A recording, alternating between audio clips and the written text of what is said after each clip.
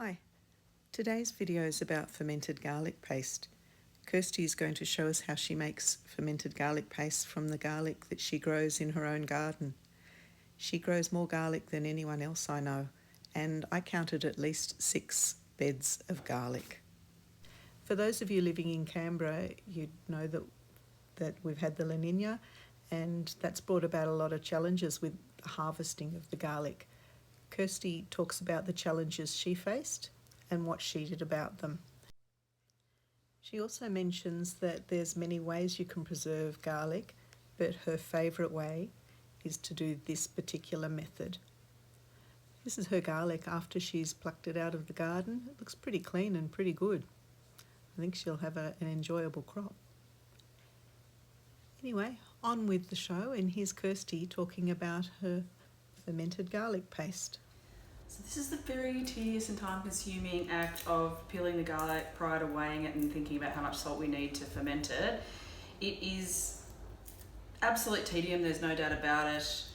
I usually watch YouTube videos or listen to podcasts or listen to an audiobook and just appreciate the stinky smell of my fingers after I've done heaps of cloves of garlic and peeling off the paper. But it is necessary, and really, once you've done this, if you think about how many times a year you peel garlic cloves and cook with, this is kind of it. This is your annual yearly garlic clove peel, and then, you're set for the year. How many garlics are you peeling today? Got no idea. So what I'm doing is I'm peeling all of the garlic that I felt was too small or still too waterlogged. So this has been 2 trays, oven trays, not very clean ones at that, oven trays of garlic cloves that I've peeled, and then when I finish peeling them, which should just be in a short while, I'll weigh them and work out how much salt I need to add for the fermentation process. Are there any other ingredients you use in the fermentation? Salt. Just garlic and salt. And what's the ratio? It's 2%. So that's why I weigh the garlic at the end before I add the salt and add it to my blender and blitz it very heavily. And it forms a garlic paste. So you can make a fermentation brine and just ferment whole garlic cloves like this in a jar, but I prefer to make the paste because then it's kind of done. And then when I'm cooking, the ratio for the fermented garlic to use in a recipe is half a teaspoon per equals 1 clove of garlic, because the fermentation process makes it sweeter but also more pungent. So I love garlic, and I just slop it into the recipe. I'm not really thinking about how many teaspoons it is. I'm not a precision cook, but if you want to be precise, 1 clove equals half a teaspoon. And I'm pretty sure there'll be no vampires coming anywhere near me tonight. So I've been bragging to Vanessa about how I like to grow a lot of garlic at my place here in Palmerston, and how it's successful. And she said, "Oh, can I come around and video you and let's talk about your garlic crop, and let's see it and see you harvest it, and see when you harvest it and what it looks like and all of that sort of stuff." Anyway, this year has not been the ideal garlic crop, and I thought, what a great opportunity to film anyway and talk about what we're doing in a year when garlic isn't so great. So for my circumstances, I had to pull it up early so it wasn't as mature, and I also had to pull it up after we had about 50 millimeters of rain. Millimeters. How many days after the rain did you pull it up? The next day. Oh, nice. Because I was travelling interstate. Yes. For another week and a half, and I looked at the stems of the garlic leaves, and they were kind of slimy, and they had that little fly that hangs around rotten fruit, and I thought, oh gosh, really? I'm going to have to pull it up now. So I pulled it up and moved it into the garage on a drying rack and hung it upside down, because hanging it upside down lets the water drain from the bulb. And I waited about 2 weeks, and some of it was still wet. So then I decided that some of them looked like they were going to make it, and some of them were small and looked like they weren't going to make it. So my next challenge was how to preserve all of this sort of immature garlic, but still, you know, okay, like, you know, bulbs like this size or bulbs like, cloves like this size. How can I still salvage the harvest and make something of it? And usually each year I make a small batch of fermented garlic paste, and it's absolutely delicious, and I use it in cooking all year round, like I'm using minced garlic out of a jar. Means I don't have to crush garlic cloves each time I cook.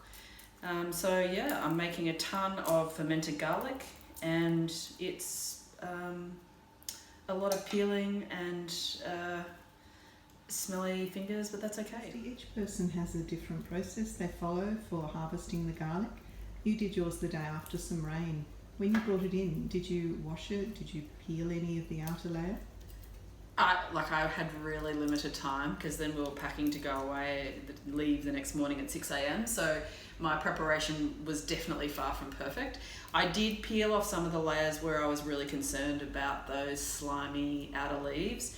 So it was sort of getting to the point where maybe 4 of the leaves were starting to die back, and I was thinking, oh, we're close. We'd had the garlic scapes, we're close.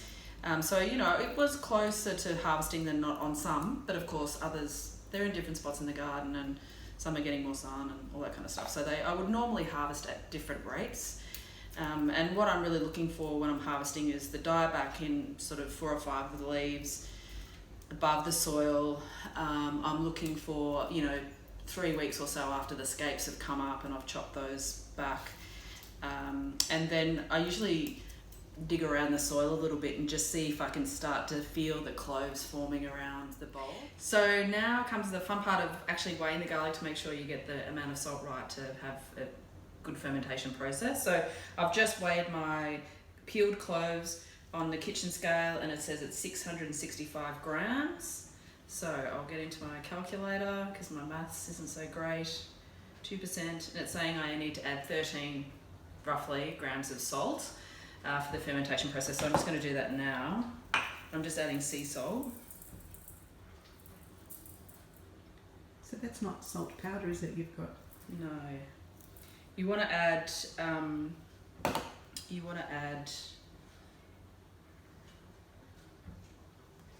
just making sure I've got my maths right. You want to add salt with non-caking agents, because it inhibits the fermentation process. And now I'm just going to have to mix this up in a teeny tiny blender, because my other blender's in the washing machine, in the dishwasher. So I'm just going to pop it in here in a couple of goes, and I'll come back to you when we've mixed it all up. I'll just keep running just in case we have a blooper to put in. You have a what? A blooper? Yeah, I just realised the thing that I want to use is actually in the dishwasher. Doesn't want to work. You wanted to cut this out, mate.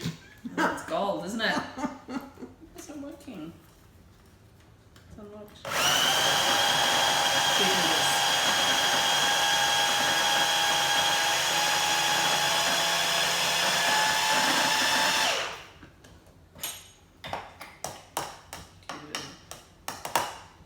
Around.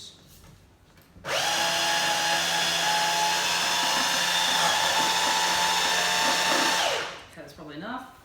Just get another bowl to put all this in.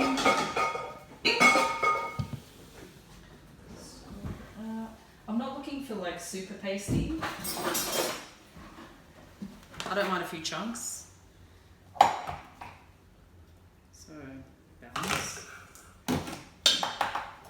I'll just keep doing this until I've processed a lot, because this is a teeny tiny processor. But I want to mix it back up again to make sure in each jar I've got the right garlic to salt ratio. Very pernickety really to be in a cooking show. The problem is I'm not a chef. Anyway, this is as close as it's going to get. Cooking with Kirsty, it's kind of alliterative. Not fermenting with Kirsty. Fermenting with Kirsty would be a wonderful show to watch. Here's a sneak preview of the type of fermenting she does. All sorts of fruits and vegetables. Wonderful.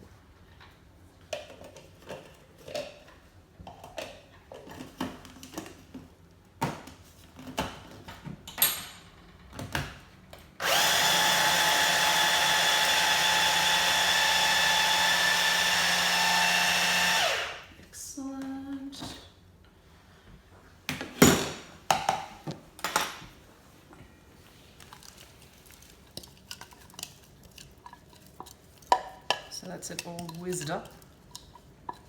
A few skins in there too, I don't care. Bit of roughage.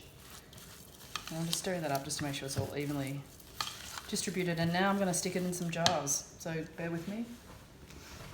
Jars and weights to stick it down with. Yeah, these jars don't look like the sort of jars in my So these are WEC jars, so normally they have a rubber seal and some clips.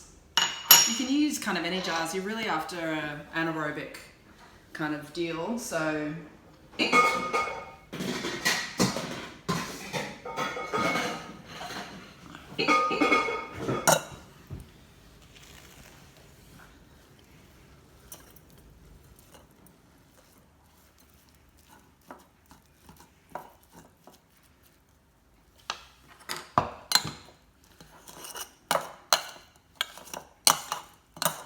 you don't want to fill the jar right to the top because you do want some space to put a weight in there.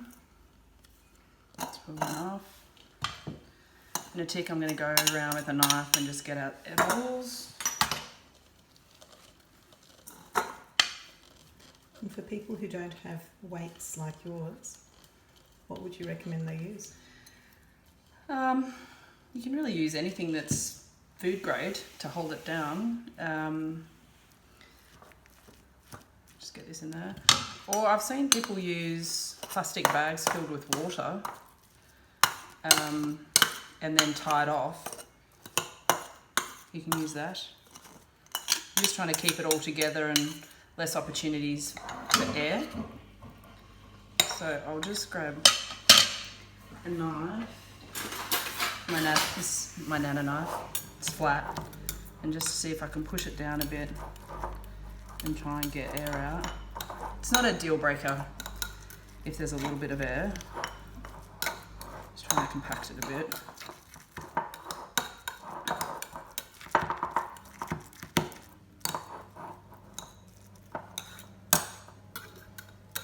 Oops. And then for this one, I'm just going to see. No.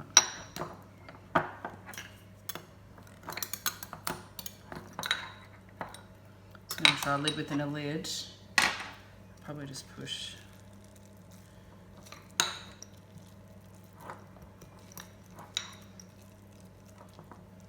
Put it down.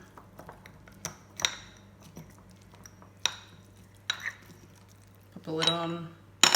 Then usually I write the date on, like today's date, 26th November.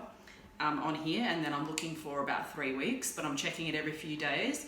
I'm checking it to see that it still smells okay, doesn't smell too funky, and I usually leave mine about 3 weeks, and I'll show you the change in the colour because I've got some in the fridge that you can have a look at. So here's a couple of different versions and how they can change colour. This was with much more mature garlic, so I'm not expecting this more immature garlic to have the same kind of change in colour.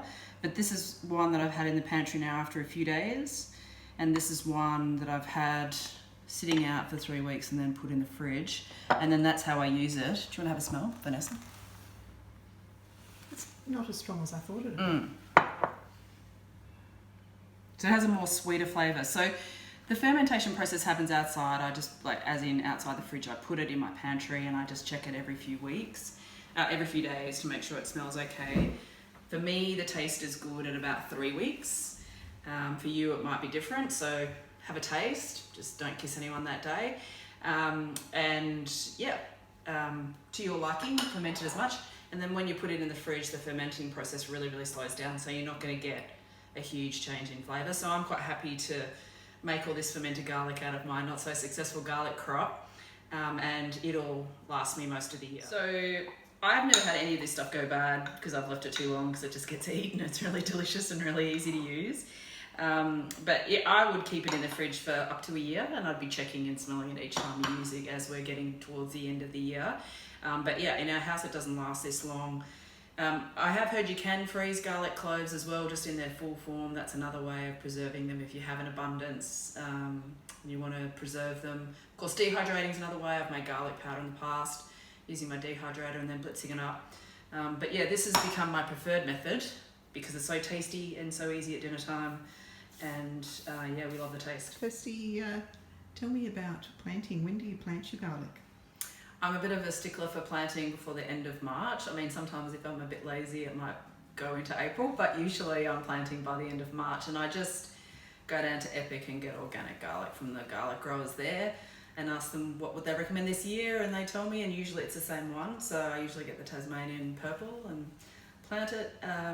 I generally plant it in rows, and they're in beds that actually don't get much sun over winter, so for me it's the best use of those beds. And I plant them sort of 10-15 centimetres apart across multiple beds. For me, I'm a kind of like a lazy gardener. I get all prepped and ready for spring and summer, but by winter I'm like, I've had enough. And so garlic for me is a simple, no fuss crop. Plus, to buy it per kilo, it's super expensive. So if you think about the kind of cost benefit factor, you know, garlic's anywhere from sort of $50 to $80 a kilo. I'm getting good bang for my garden bed buck. And what do you use to fertilise it? I'm pretty lazy, as I said, so I usually put down a layer of compost. It's usually coming in after my tomatoes, because I plant tomatoes there, they get enough summer sun. High sun, and so then I put down compost. I'm pretty much a no-dig gardener. Having said that, I do have to dig the bulbs to get them out when they're ready. So yeah, just compost on, some mulch later on, and also I just fertilise every 2 weeks or once a month with some sea soil, and that's about it. It's so no fuss, which I love, because then I can go away in winter for like a week or two and I'm not worried about my garden. What do you use for mulch? Leaves, or sometimes I use chaff. And you said that you no dig until it comes time to harvest your garlic. How do you harvest them? I just use a garden tool and kind of lever in down below until I can kind of feel the roots starting to give way. I'm sort of doing a 2 motion, pulling from the top and levering from the bottom. Yeah, I've had enough garlic left where I've ripped the stalks out or the leaves out and left them in the bed, and had random garlic popping up later on. So yeah, I try and preserve it. And how many garlic would you plant? Like this year, for example, how many did you plant? This year I planted a bit of a bumpy year, so I planted 240 cloves, and I got a conversion rate, as in, you know, I got garlic out of that. It was about sort of a 90-95% hit rate, which I was pretty happy with. That's a lot of garlic. How many people in your direct family? Hundreds. Oh, bonus. There's 7 of us. Yes. But I also give it away as Christmas presents as well to people that I really love, because I really love garlic and I'm really reluctant to give it away, but I do give some away at Christmas time. Nice. And you've planted one here, I see. Let's just call it pull them together and not a plat, because it's anything but a plat. But here's some from the garden that I'll cure, well, I am curing. I sort of do plat them a little bit before the stems are fully dry, just so this is more easy to work with. These ones, the roots are really dry. I can feel it's kind of papery, and they're really solid. There's no mushiness. If there's mushiness, which I had in some of the others, they're starting to rot. So they're the ones I have to preserve. Mm-hmm. And here's a bit of a worn out scape, which I found as I was doing the harvest. Whoops. These are the ones that I usually pull out sort of 3 weeks before. And you pull them out because the more they grow, they're sort of creating seeds here. And they're putting energy into creating that scape and creating that seed. And you actually want them putting energy into creating the bulb. So cut them, saute them, put them in pizzas and stir fries. They're absolutely delicious up to here. Mm-hmm. But yeah. Sorry, up to where? Up to here. So you don't eat the seed part? No, I don't. Yeah. That might be why I didn't enjoy mine. How amusing. These are some kind of delicacy, like if you want to buy them in the shops or the markets, they're exorbitantly priced. So yeah, don't eat the seeds. Thanks, Kirsty, for showing us how to ferment. And maybe we can talk again at the end of the fruit season. Thanks for watching.